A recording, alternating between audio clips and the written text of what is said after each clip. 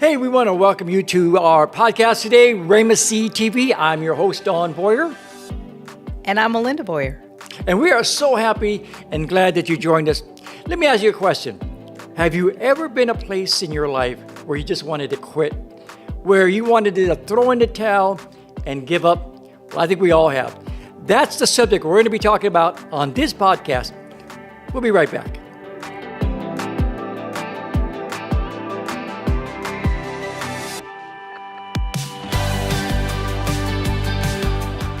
So when we talk about giving up, when we say that we want to give in and throw in the towel, we've had our opportunities to take advantage of that. Many times. Yes. And it's such an interesting topic. What are your thoughts on that? One of the things is, one, where are you going, and are you going in the right direction, right? Yeah. And as we were talking, it's always, maybe you just need to tweak it a little bit. Maybe you need to change things out. Maybe you need to get rid of people. Well, yes. Hello. When we're talking about these kind of subjects, there's such an array of ways we can go down. But you had mentioned something earlier when we were talking, and we talked about purpose, because we did a podcast on purpose. And when we have our purpose, it is one of the greatest antidotes to rejection. Oh. Because if we're going to do something, I don't care if it's in ministry or business or in life, you're going to have critics. You're going to have people that are not happy for you. Yeah. Not everybody's going to celebrate your success. And they're going to have a form of rejection. Yeah, and that's interesting you say that, because the majority of the people who go through that will give up. Yeah. Will give up, knowing that that is something that is truly in their heart, and intuitively they know that that's where they need to be, right? But because we listen to the naysayers that are out there, it defeats our whole purpose. Yeah. It defeats where we're really going. And I think that one of the things that we need to realize is, what is our purpose, and are we really heartfelt on that purpose, right? That direction, yeah. Oh, that direction, absolutely. And it's interesting because, we watched Joseph the other day, and I was watching that, and he had that in his heart. He knew where he was going. Yeah, exactly. He knew that he was going to be somebody. And he could have given up. I mean, look at what his brothers did to him, right? He was thrown in the pit, sold as a slave. Yeah. Then even when he got into Egypt, he got into Potiphar's house, and God blessed him. Yeah. He was falsely accused by Potiphar's wife. Right. And I think there's so many things in the Bible that you see that. Yeah. Right? Where people can easily just leave their whole purpose behind, right? But I think their whole focus of where they're going in life had never left their eyes, and they prayed to God all the time, right? And it was really interesting, because I went into Luke 11:8, and it says, "But I tell you this, though he won't do it for friendship's sake, if you're knocking long enough, he will get up and give you whatever you need because of your shameless perseverance and persistence." Yeah. Right? So it was interesting that if you're looking for that and you're constantly continuing going for it, eventually it's going to be given to you. Yeah. But so many people, by the second or third defeat, they're ready to throw their hands up and give up. Sometimes even more than that. I mean, people get excited. 100% of people get excited. They get involved in network marketing. Yeah. And they're going to conquer the world until they hit the first person they talk to about it, and they get rejected. Right. Then they're out of the game, right? Yeah. They're done. Yeah. But rejection is going to come no matter what we do. Yeah. But when we have our purpose like Joseph, it doesn't matter what the naysayers say. It doesn't matter what happens. It doesn't matter what our physical eyes see. We have the ability and the strength to go on and not give up, even though we want to give up. Yeah. And, we always have the devil on our shoulder, always telling us, you ought to just give up. You ought to quit. They're like Job's friends. Yeah. Man, just curse God and die. Yeah. And that's one of the things, too, that I really found in Hebrews 12:1. Who are you hanging out with, first of all? Yeah. Right? Yep. I mean, who are you surrounded yourself with. Because if you're surrounded around positive people who believe in you and can do it, you're going to eventually do it. Right. You know, and just recently, our son had been studying for a state test. Yeah. Right? For the past 3 years. Which was a very difficult test to do. Very difficult test for him. And I think he failed it maybe 5 or 6 times. But he was not giving up. You Right. know, He was persistent. very persistent, kept studying, kept going back into the books. But he surrounded himself also with people who believed in him and said that he could do it, right? Right. And finally passed his test. You know, and he's so proud of it. He even texted me yesterday with this picture on this thing, his whole badge, and he goes, "I just can't stop looking at this." But he was persistent enough and believed that he could do it and sought through it and did everything that he could, and he stayed away from the naysayers who said that he couldn't do it. Yeah, you have to cut off the line of discouragement that people will tell you. Yeah. On the other side of the spectrum, because this is what we do in our shows, is we really want to deep dive into things. We kind of look at areas, though, sometimes we get into that point because of our own selves. Yeah. In fact, far too many times. Yeah. And somebody told me a long time ago that working hard on things that don't work won't make them work. So sometimes we have to step back and not just evaluate the situation or get discouraged and say, I want to give up and I want to quit. We have to begin to ask the Holy Spirit, show me what I'm not seeing. Absolutely. You know, Yeah. help me find an area that I might be missing. Yeah. Now, everybody has what's called a scotoma. Scotoma is a word that psychologists use for blind spot. Makes you sound intelligent, right? A scotoma. You got a scotoma. No, you just can't see. Right, but you just can't see.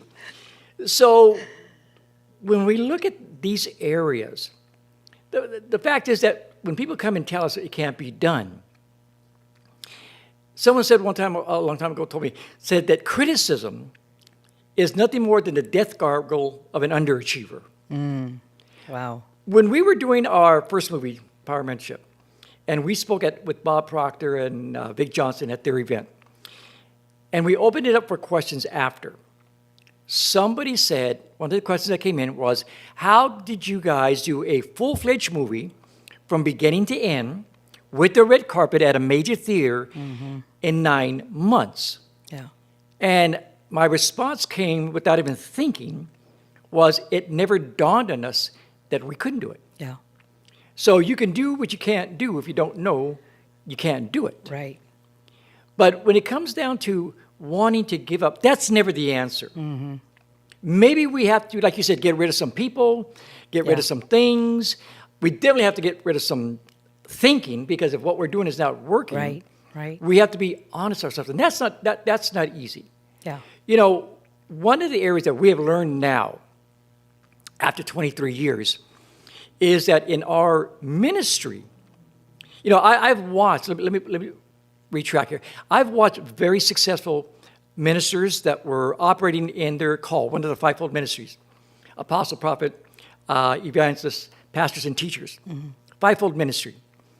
And they would build a worldwide, global ministry with millions of followers and create a multi-million-dollar ministry, only to watch them in their latter years now, whether it was because they were tired or they were fatigued or whatever the case might be, all of a sudden now moved out of that office and moved into another office. For instance, I know this one individual that operated in the office of an evangelist and teacher and built a worldwide ministry all over the world for many years, and very successful. Then at the end, he decided that he was going to go into pastor a church. It was disastrous. Wow. Yeah, it was lost everything. And there are many people that operate that way, and they could blame it on the devil, they could blame it on a lot of different things. And they kept going and going and going. Instead of things getting better, it just got worse. Yeah. And then when I look back at our ministry, I realized that the ministry that we do now, is we are in perfect alignment with that calling. which is the teaching ministry of the fivefold ministry. Right. When we operated in any other part of that ministry, it was a disaster for us. Yeah. It was a struggle, right? You just couldn't figure out. I used to say, "Why are people so stupid?" But I realized it was me. It was me. Yeah. We were operating out of ignorance. But once we got into this flow, Yeah. into our teaching ministry, now everything goes smoothly. Well, it's interesting that you mentioned that because, I think sometimes that's why I think people need to stop, and pay attention. Are you really doing this correctly? Are you really in your calling? Right. Right? Are you really doing what you are here to do? And sometimes God will give us signs. He'll be tapping on your shoulder saying, "Hey, you're going in the wrong direction," and we're not paying attention. Exactly. We just have a numb ear to him. Yeah. And we just met with somebody that I just couldn't. You could see this man just full of favor, Right. with the Lord, and sometimes you are so blinded to that, even though you're walking in His grace. Sometimes you're not realizing that He's giving you everything that you already need, and people want more. Yeah, and I one of the things made me trigger my thought was Apostle Leroy Thompson, which is our covering. Yes. And we're part of his ministerial association. He's now moving and talking about how the church is shifting from just a pastoral model yeah. to an apostolic model. Yes. Where the apostolic model embraces all five ministry gifts. Yes. Yes. Not just a pastoral gift. And, a lot of times in the past, because we've been stuck on the pastoral gift only, Yeah. we have neglected those other gifts. Yeah. But the Bible said that Jesus gave these five gifts for the growth of the church. Well, it's interesting you say that, right? I knew about the 5 gifts, right? I knew about the different ministries that are out there, but I think the majority of people who have churches, I think, try to go into that pastoral, and they're not, just like what we did. Right. Right? And then you realize this is not working, and why isn't it working? And I think that the pastoral one, which I thought it was funny after I realized that, oh my gosh, you're not a pastor, right? You're a teacher. Right. Right? But I was trying so hard to have you, baby, you need to talk to the people. I don't want to talk to these people. You need to be nice to them. You need to help them. But that's a pastoral. Right. Right? And I didn't realize that until later. And I was like, you are still helping people. You are still helping people with the gift of teaching. But there's such a difference between a pastoral gift Office, yeah. and the office and the teaching office, right? There's such a difference. And when you start to realize what that difference is, and it's just 2 different areas. So, I think people who are out there who are not in the ministry but are following in God's gifts, I think you just need to hone down to figure out what is that gift and what does that mean. There's been a concept for years within the church that God's going to make you do what you don't want to do. And you watch ministries and people in business, and they're miserable because it's such a struggle, and they think that's because the devil's opposing them. But the fact is, God's not going to ask you to do anything that you don't want to do, Yeah. or that you don't like, or that you're not gifted to do. Yeah. Yeah. So when we look at this area, and I know we're coming close to the end of the show, when we come to the area of persistence and not giving up, I think the key factor that we all need to look at is, are we on purpose? Yeah. Are we doing what we're called to do? And how do you know that? Because it becomes natural, it becomes fun, it becomes enjoyable. It's something that you love to do. That's how we really know that we are walking in what we're designed to do. Yeah. Well, in Ephesians 6:18, I found this morning, and I thought, I was like, oh my gosh. It says, pray in the Spirit at all times and on every occasion. Stay alert and be persistent in your prayers for all believers everywhere. And I thought that was it just hit my spirit, because I'm like, you need to pray for every occasion that you're going through. One of the things that I know that I do for us is, before we go into meetings, before we go into big events, or if we're going to speak, I ask the Lord every morning, Lord, you're putting us in front of people, show them your light, not ours, but show them your light. Let your word flow through us to help other people who are out there who are lost. And that's how it's designed to be. He said, absolutely. Let your light shine. Yeah. Well, when it comes down to your calling and what you're supposed to do, we want to encourage you to really do a deep dive with the Holy Spirit and ask Him, is this what I'm supposed to be doing? And if not, please show me what I'm supposed to do. And give yourself that space, but whatever you do, don't give up. Hey, we want to thank you for joining us on this podcast today.